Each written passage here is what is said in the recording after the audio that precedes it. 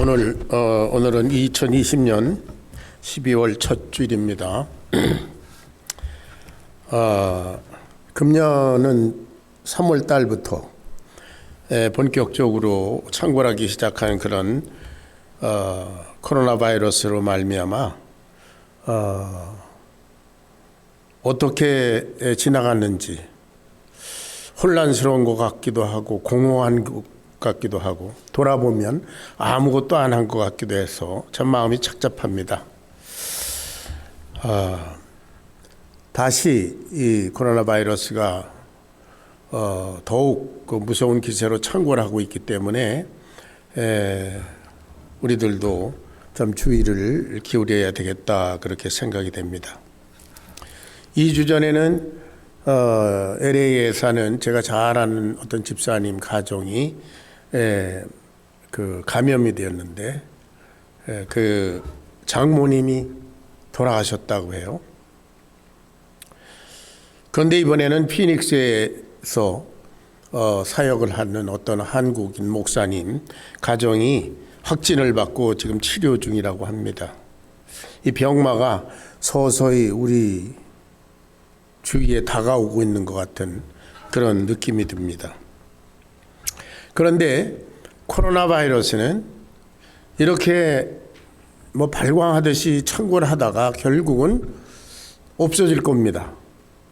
그러나 눈에 보이지 않는 죽음, 그것은 우리 곁에 항상 머물러 있을 뿐만 아니라 서서히 다가오고 있다고 하는 그런 엄격한 사실을 기억하시기 바랍니다. 그래서 우리의 인생은 우선순위를 정해놓고 무엇이 더 중요한가 무엇이 덜 중요한가 그 순위를 정해놓고 그 순서에 따라서 사는 것이 지혜롭다 그렇게 생각이 됩니다. 오늘 본문 말씀은 예수님께서 십자가에 죽으시기 전 주간에 예루살렘에 들어오셨을 때 유대인의 영적 지도자들이며 당시 종교 귀족들인 그 바리새인들과 사두개인들과 대제사장들과 이런 사람들에게 질문 공세를 받는 그런 내용이 나옵니다. 그 사람들은 믿음이 있다고 이렇게 생각을 하고 하나님을 잘 믿는다고 그렇게 자랑처럼 여기는 사람들인데도 불구하고 자기들의 전통과 생각과 그런 것으로부터 기인한 선입관 때문에 예수님께서 전하시는 천국 복음이 이해가 되지 않았습니다. 그리고 깨달아지지도 않았고요. 오히려 반감만 가지고 지금 예수님한테 계속 도전해오고 있습니다. 인간의 선입관이라는 것은 참으로 무서운 것이어서 인간의 판단력과 시야를 가로막아서 새로운 것들, 진실 이런 것들을 보기 힘들게 합니다. 그것은 예나 지금이나 마찬가지입니다. 예수님은 눈에 보이지 않는 그런 천국과 하나님의 구원을 가르쳐 주기 위해서 여러 번에 걸쳐서 비유를 사용하셨습니다. 오늘도 그 비유 중에 하나입니다. 금년을 마감하는 12월 달에 이 말씀을 함께 나누면서 우리 자신의 신앙의 내용을 다시금 점검해 보길 바랍니다. 그리고 아직도 하나님, 천국, 예수님, 구원 이런 눈에 보이지 않는 것들 그것에 대해서 나름대로 생각하고 또 어떤 선입관 때문에 그것이 믿어지지 않는 그런 분이 있다면 오늘 이 말씀을 통해서 뭔가 새로운 그런 믿음의 자세를 가지게 되기를 바랍니다. 자, 임금의 아들의 혼인잔치, 왕자의 결혼식, 왕자의 혼인잔치와 같은 천국에 대해서 주님 말씀해 주십니다. 얼마 전에 우리는 우리 교회에서 손종호 형제와 양지선 자매의 결혼식을 했습니다. 결혼 당사자들뿐만 아니라 우리 결혼을 위해서 여러모로 도운 우리 교회 식구들 모두 기쁨으로 자원해서 참여했습니다. 결혼 예식 자체는 그 결혼식뿐만 아니라 준비하는 과정까지 아주 기쁨으로 가득합니다.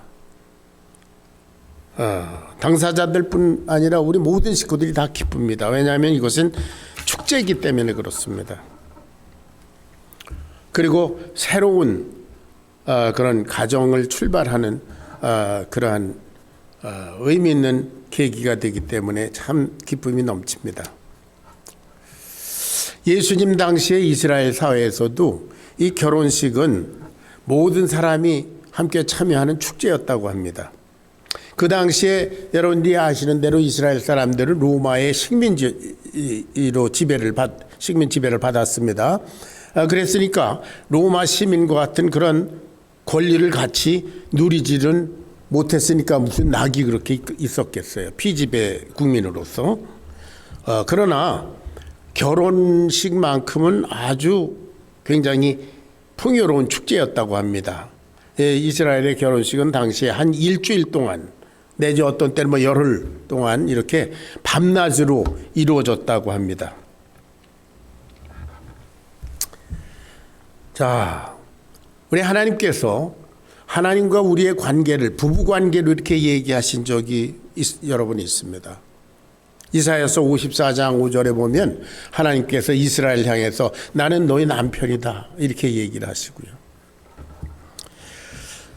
또 고린도 후서 11장 2절에 보면 바울이 고린도 교회 성도들에게 이렇게 얘기합니다. 고린도 후서 11장 2절 다 같이 한번 읽어볼까요? 시작. 내가 하나님의 열심으로 너희를 위하여 열심을 내노니 내가 너희를 정결한 처녀로 한 남편인 그리스도께 드리려고 중매함이로다. 이렇게 그리스도는 신랑이시고 우리는 다 신부다. 뭐 이렇게 얘기를 합니다. 여하튼 결혼 참 아름다운 것이고 즐거운 것이고 기쁨이 넘치는 축제입니다. 오늘 본문 말씀은 혼인잔치의 얘기입니다. 임금의 아들의 혼인잔치. 왕자의 혼인잔치만큼 얼마나 화려하고 웅장하고 그랬겠습니까? 온 나라와 백성이 함께 기뻐하는 그런 엄청난 축제지요.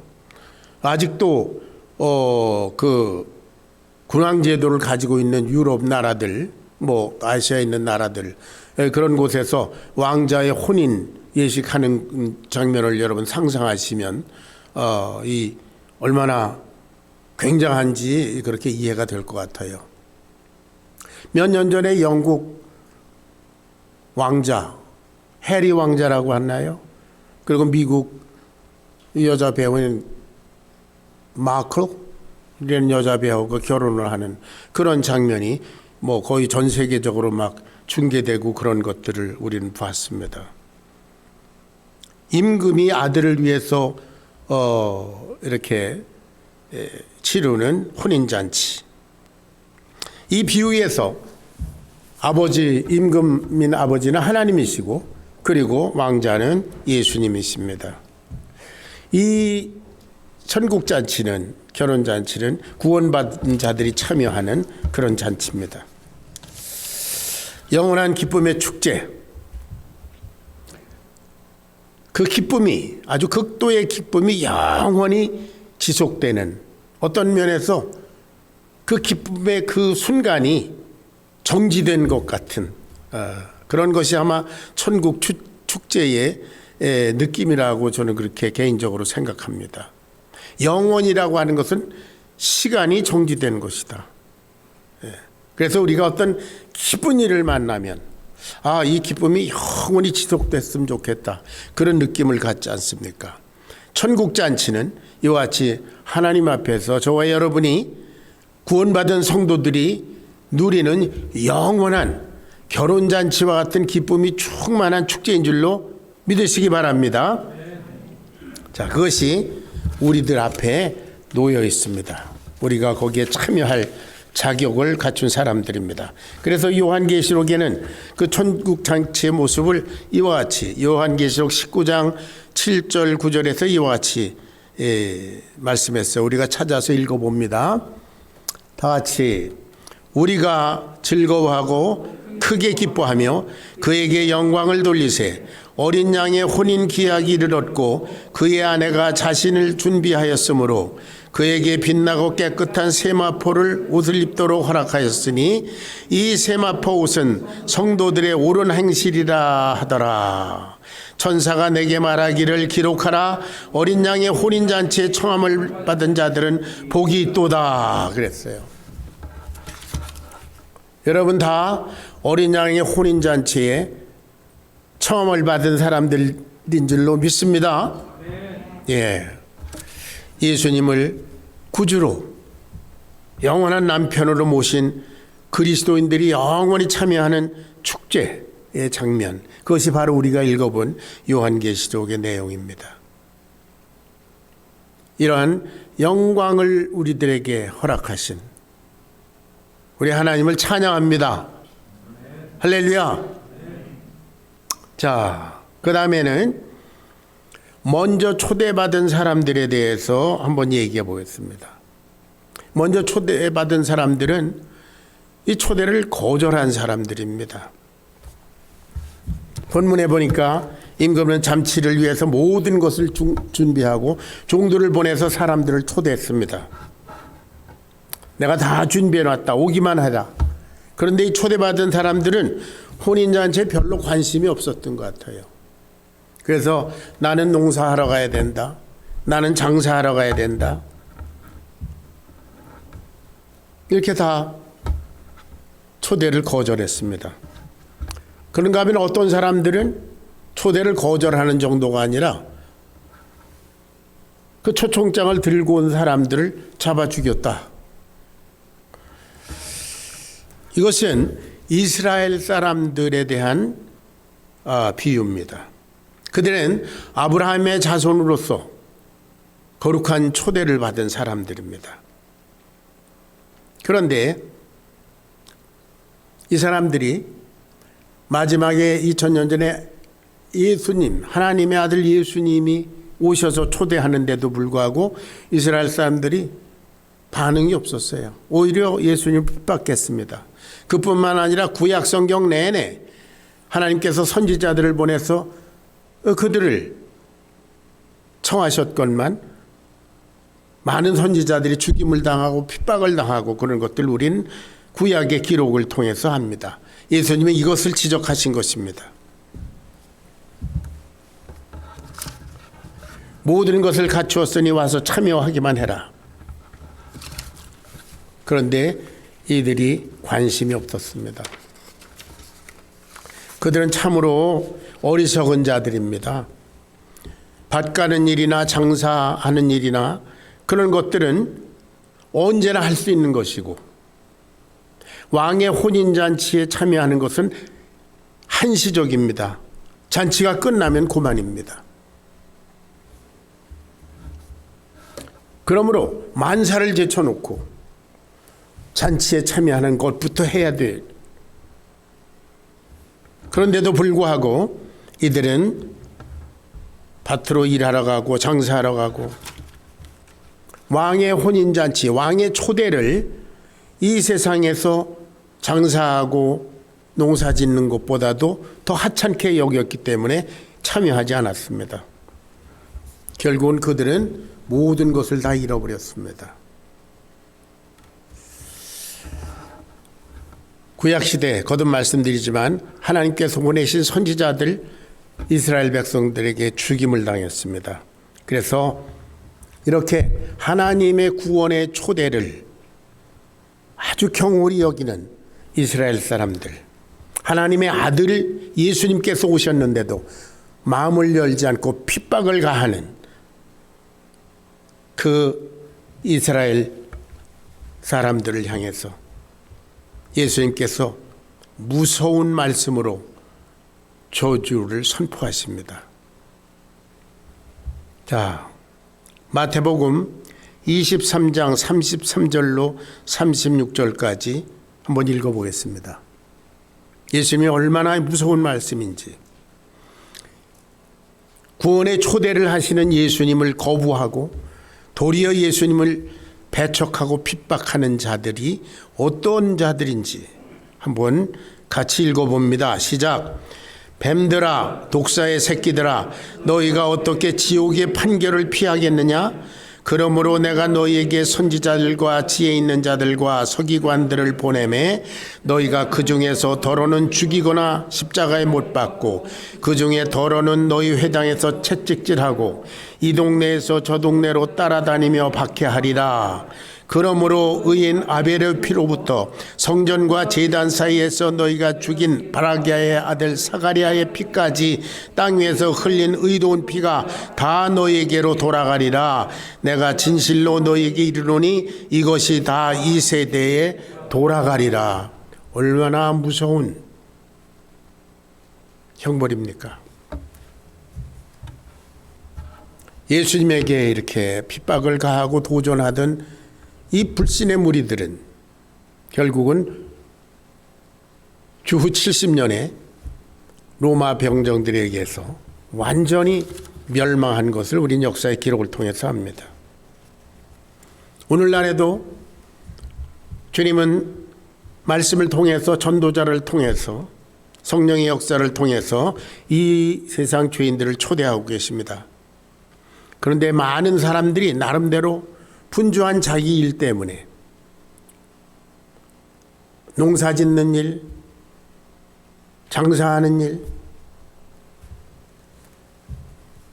그런 등등 인간적인 일로 말미암아 이 거룩한 초대를 거절하고 있습니다. 예수님의 초대보다도 다른 것들이 더 중요해 보이기 때문에 그런 게 아니겠습니까?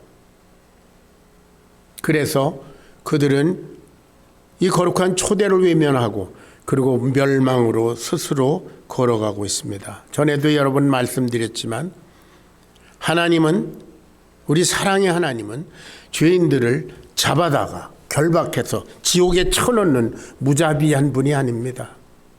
지옥은 자기가 걸어 들어가는 곳입니다. 주님께서 초대하셨는데도 불구하고 나는 그런 거 필요 없어. 나는 장사하는 게 더 중요해. 나는 농사 짓는 게 중요해. 나는 나대로 행복하고 싶어. 그런 이유 때문에 그들은 스스로 지옥으로 걸어 들어가는 것이라고 저는 여러 번 말했습니다.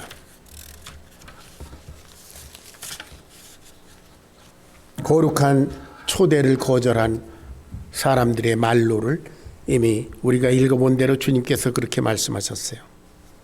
자, 은혜로 초대받은 사람들에 대해서 생각해 봅니다. 먼저 초대받은 사람들, 그러니까 이스라엘 백성들은 이렇게 다 주님을 거절했습니다. 임금은 다시 종들에게 말합니다. 사거리에 나가서 아무나 모든 사람을 다 초대하라. 악한 자나 선한 자나 할 것 없이 다 초대하라. 그래서 종들이 가서 말씀대로 악한 자나 선한 자나 만나는 대로 모두 데려왔습니다. 그래서 잔치자리가 가득했습니다. 하나님께서 2000년 전에 예수님을 통해서, 그리고 그 이후에도 예수님의 제자들과 오늘날 저와 여러분들 통해서 많은 사람들을 잔치에 초대합니다.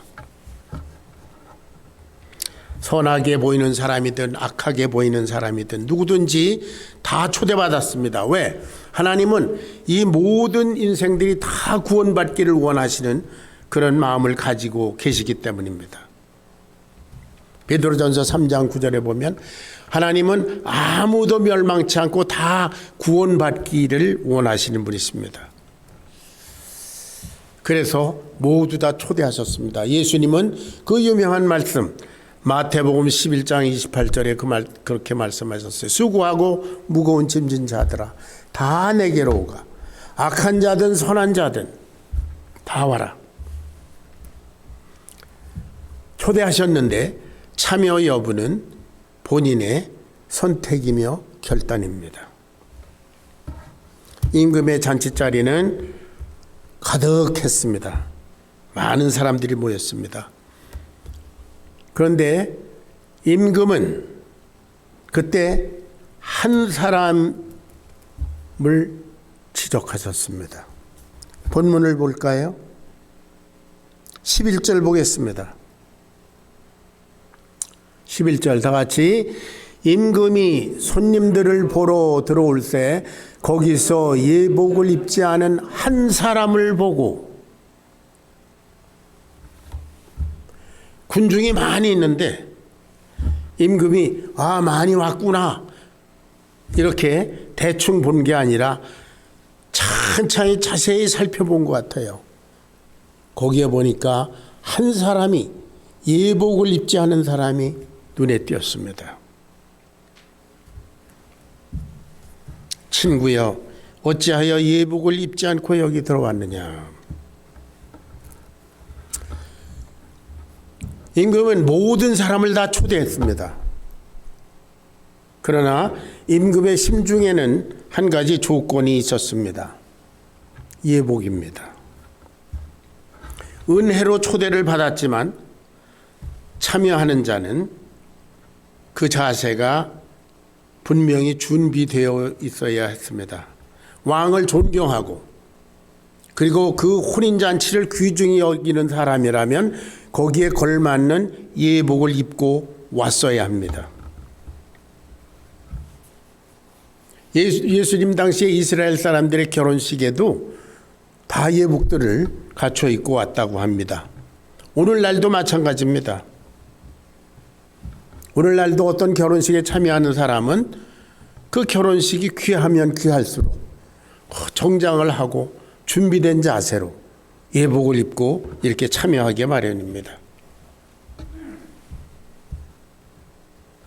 여러분의 자녀들의 결혼식에 어떤 사람이 아주 무성의하게 아무렇게나 옷을 입고 왔다면 여러분은 기분이 어떻겠어요? 모욕을 느끼지 않겠습니까? 예. 저는 결혼식 집례를 목사로서 많이 했을 거 아니에요? 그럴 때마다 그 오는 사람들의 차림들을 다 이렇게 눈여겨보게 되었습니다. 나도 모르게 그렇게 됩니다. 또 특별히 우리 두 아들 결혼식 할 때 이렇게 보면 손님들하고 일일이 인사를 하면서 이렇게 눈여겨보게 됩니다. 내 아들의 혼인 예식을 얼마나 귀중하게 여기고 왔나. 그것이 이렇게 나타나지 않습니까? 제가 피닉스에 처음 왔을 때 참 놀란 것이 있습니다. 날씨 탓 때문인지 예배에 참석한 많은 사람들이 반바지를 입거나 티셔츠, 어떤 사람은 슬리퍼 차림에 이렇게 오는 이런 걸 보고 굉장히 전 놀랐어요. 지금은 좀 이해가 됩니다. 날씨가 워낙 더우니까. 이해도 되고 익숙해졌습니다. 그런데도 저는 어떤 습관, 전통 때문인지 약간은 불편합니다. 친구여, 어찌하여 예복을 입지 않고 여기 들어왔느냐. 그 사람은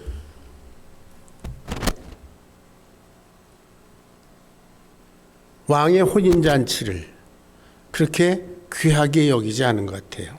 준비 없이 왔습니다. 그래서 그 왕이 종들에게 말했어요. 이 녀석을, 그 수족을 결박하여 바깥 어두움에 내던져라.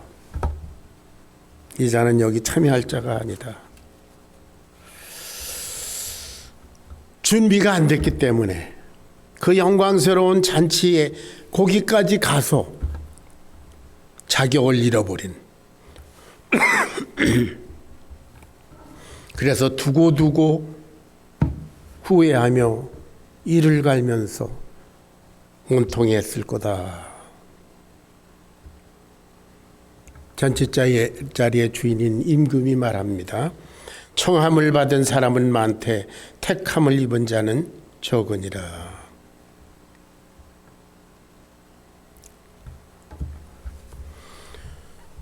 청함을 받은 사람은 많되 준비돼서 온 사람은 적다. 금년 한 해는 팬데믹으로 인해서 참으로 허탈하게 지나가고 있습니다. 우리 신앙생활에 있어서 가장 기초가 되는 주일 예배마저도 뭐 가야 돼, 말아야 돼, 뭐 교회 문을 닫아야 돼, 뭐 등등. 지금 타주에서는 아주 교회 문을 닫아서 소송도 제기하고 뭐 그럽니다.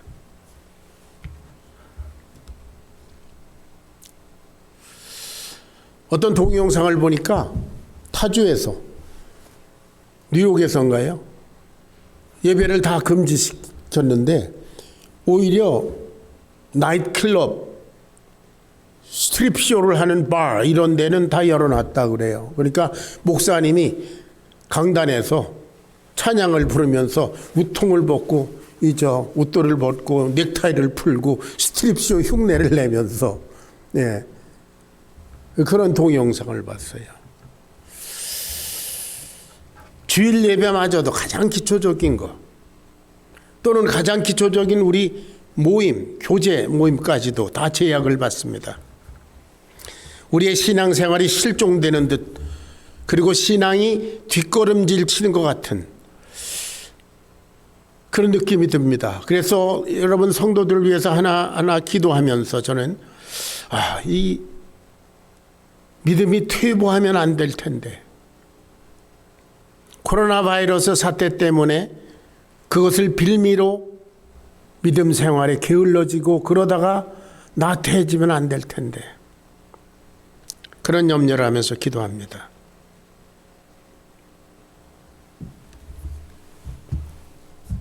이런 때는 우리들은 먼저 신앙의 기초를 점검해 봐야 합니다. 여러분, 하나님께서 기대하시는 천국 잔치의 예복은 어떤 것입니까? 아까 우리가 요한계시록 19장에서 읽어본 대로 그야말로 어린 양의 핏부림을 받은 세마포를 입은 예수님의 십자가의 피로 죄사함을 받을 확신이 있는, 그래서 그 예수님을 주님으로 영접한 사람들, 그런 사람들을 예복을 갖추어 입은 자들이라 하나님은 그렇게 보시리라 그렇게 믿습니다. 하나님께서 기대하시는 천국 잔치의 예복, 여러분과 제가 함께 이런 어수선한 때에 점검해 봐야 될 일이라고 생각합니다. 천국 잔치에 초대받은 사람은 회개로 준비되어야 합니다. 회개란 무엇입니까? 자기중심적인 삶으로부터 하나님 중심적인 삶으로 그 인생의 주권이 바뀌는 것, 회개한 것, 마음을 열고 주님 앞에 나오는 거죠. 하나님을 믿는 것입니다. 예수님을 주로 영접하는 것입니다. 그리고 그 믿음을 나타내는 침례를 받는 것입니다. 그리고 난 다음에 그 삶은 영원한 천국을 궁극적인 목표로 삼고 거기에 집중해서 먹든지 마시든지 무엇을 하든지 먼저 거기를 생각하고 그의 나라와 그의 의를 위해서 사는 그런 삶이 있어야 되는 줄로 생각합니다. 여러분, 창세기에 보면은 창세기 12장 13절에 보면은 12장 13장에 보면은 아브라함이 하나님께서 약속하신 가나안 땅에 거기에서 살다가 흉년이 들어서 먹고 살고자 애굽으로 갔다가 큰 고난을 당하고 다시 돌아옵니다. 다시 말하면 하나님께서 약속하신 땅에 거하다가 그 신앙에서 일탈해서 애굽까지 갔다가 다시 옵니다. 그때에 어디로 가는가 하면은 제일 처음 하나님께서 이 땅과 이 땅을 너와 네 자손에게 주리라. 그리고 약속을 받고 거기에 단을 쌓은 곳이 있습니다. 베델과 아이라고 하는 곳 중간에 있는 곳이라고 합니다. 신앙적으로 일탈했다가 다시 돌아올 때 아브라함은 다시 그 처음 제단을 쌓던 곳으로 돌아왔다고 했습니다. 저와 여러분이 신앙적으로 뭔가 어수선하고 정리가 안 된 것 같고 퇴보한 것 같고 아무것도 이루지 못한 것 같고 우리 신앙의 모습이 누더기인 것 같고 그럴 때는 언제든지 제일 먼저 예수님을 주로 영접하고 침례받고 했을 그 첫사랑의 순간으로 다시 되돌아와야 할 줄로 믿습니다. 그 시점에서부터 또다시 시작입니다. 현대적으로 어수선해서 그야말로 우리의 신앙이 신앙인지 내가 믿는 사람인지 믿지 않는 사람인지 정체성이 흐려지기 쉬운 그런 시대입니다. 사도 바울이 갈라디아 교회 성도들에게 한 말이 있습니다. 갈라디아 교회는 그 유대 율법주의자들이 와서 뭐 너희들 예수님 믿어도 할례 받아야 된다, 뭐 이것도 해야 된다, 저것도 해야 된다. 이렇게 혼란을 줬고요. 또 배교적인 이단 세력들이 들어와서 이들의 신앙을 흐트려 놓고 그랬습니다. 팬데믹이 우리의 신앙을 흐트려 놓으려고 하는 그런 병적인 요소였다면 영적인 병균처럼 이런 불신앙적인 그런 세력들이 갈라디아 교회를 침투해 들어왔을 때 사도 바울이 갈라디아서 3장 29절로 29절까지 이렇게 말합니다. 같이 읽어보겠습니다. 다 같이 시작. 너희가 다 믿음으로 말미암아 그리스도 예수 안에서 하나님의 아들이 되었으니 누구든지 그리스도와 합하여 침례를 받은 자는 그리스도로 옷 입었느니라. 너희는 유대인이나 헬라인이나 종이나 자유인이나 남자나 여자나 다 그리스도 예수 안에서 하나이니라. 너희가 그리스도의 것이면 곧 아브라함의 자손이요 약속대로 유업을 이을 자니라. 누구든지 그리스도 예수와 합하여 침례를 받은 자는 그리스도로 옷 입었느니라. 여러분들은 다 그리스도로 옷 입은 분들인 줄로 믿습니다. 예수님의 십자가의 피뿌림을 받아서 죄사함 받고 그리고 의의 세마포를 입고 장차 하나님 나라를 상속받을 그런 약속대로 유업을 이을 자들인 줄로 믿습니다. 아멘. 네. 오늘날에도 얼마나 많은 사람들이 예복을 입지 않고 잔치자리에 와 있는지 생각해 보시기 바랍니다. 예수님을 주로 영접하지 않고 예수님을 믿지 않으면서도 하나님의 존재를 인정하지 않으면서도 교회 생활을 마음껏 할 수 있는 그런 시대가 됐습니다. 예수님을 믿노라 하면서 성경 말씀과 전혀 상관없이 자기 나름대로 사는 사람들이 너무나 많은 시대입니다. 그야말로 인간의 선입관과 아집과 자존심의 누더기를 걸치고 천국잔치의 자리에 참여하려고 하는 그런 말도 안 되는 역사들이 우리 주위를 가득 메우고 있습니다.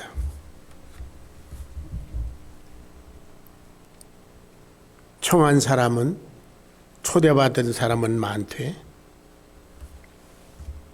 택함을 입은 사람은 적으니라. 임금은 많은 사람들이 왔는데 차근차근 돌아본 것 같아요. 그 중에 있는 한 사람, 예복을 입지 않은 사람을 골라내는 분입니다.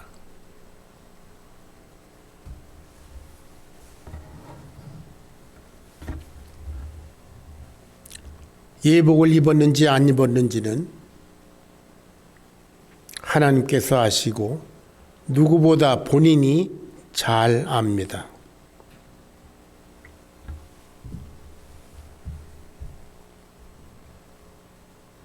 청함을 받은 사람은 많습니다. 주님께서 말씀하셨습니다. 택함을 입은 자는 적으니라. 여러분은 다 예복을 입은 분들인 줄로 믿습니다.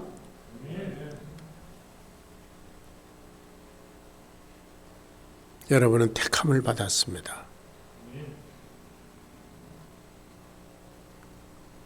2주 전에 강조한 대로 택함을 받은 자의 특징은 먼저 그의 나라와 그의 의를 위해서 사는 자들입니다.